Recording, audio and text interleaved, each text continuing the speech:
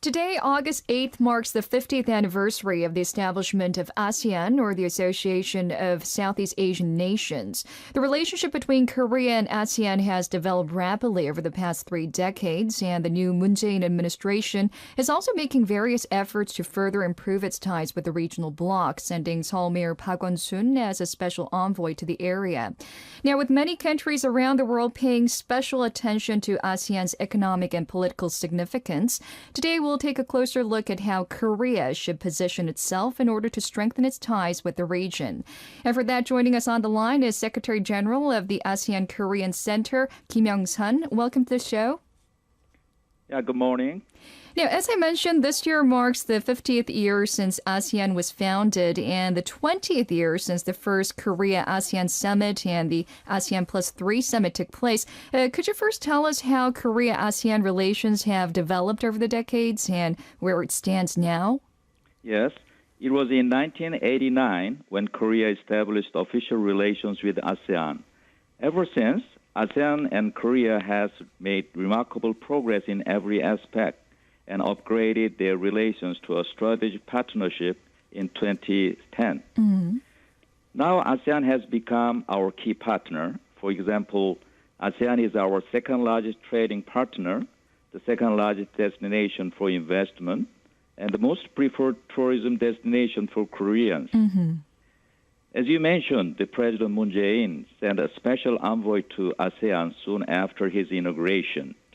It clearly shows that our new government is placing bigger importance on our relations with ASEAN.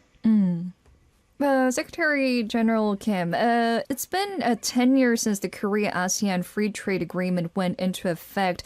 Now, the Trade Pact has played a critical role in expanding trade and economic exchanges between the two sides, but the issue of concern here is that a new wave of protectionism and nationalism is challenging the global trade environment. Amid all this, what do you think is the key for Korea to become ASEAN's main trade partner in the region? Yes, it is true. There is growing uncertainty and unpredictability in the global economy. To navigate through these challenges, I think ASEAN and Korea need to further enhance their economic partnership with all those assets that they already have. You know, we have free trade agreement with ASEAN as well as bilateral FTAs with Vietnam and Singapore.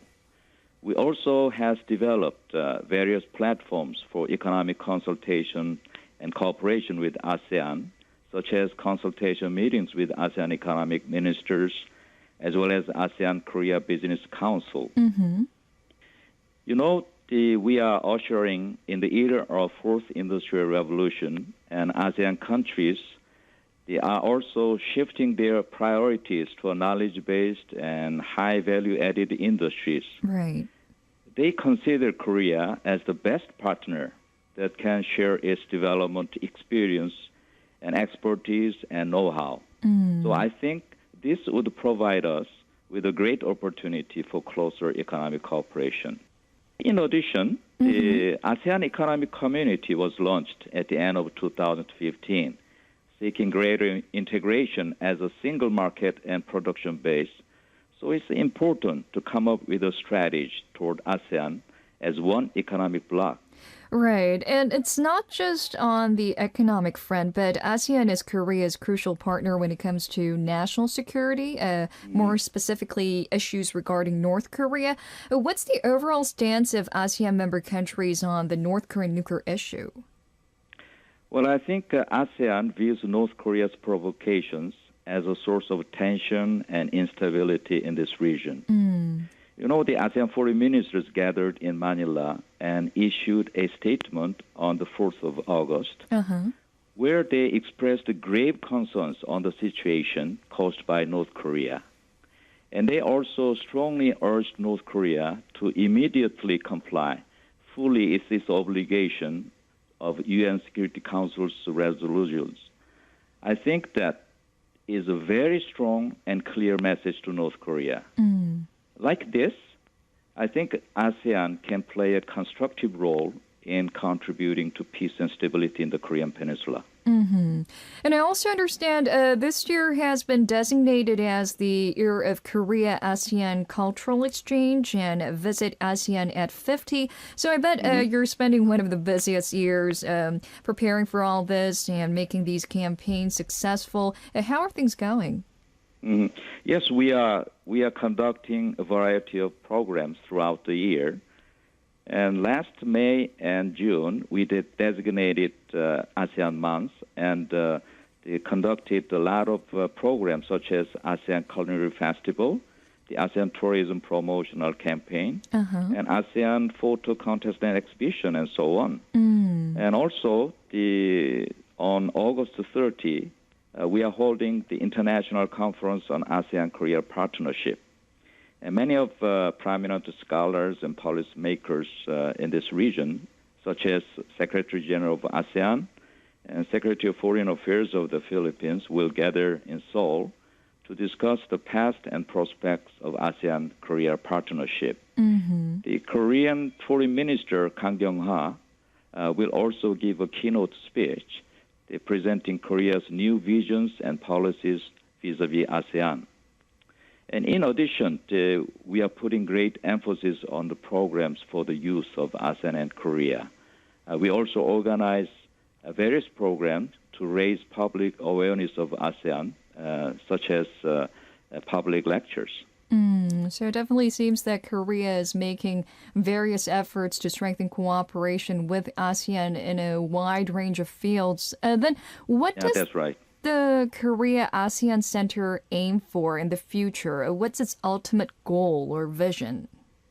Well, we are very proud of playing a central role in building a genuine and mutually beneficial partnership with ASEAN. I do hope more Koreans have a better understanding of ASEAN, ASEAN culture, and ASEAN people, and become aware of the importance of good relations with ASEAN.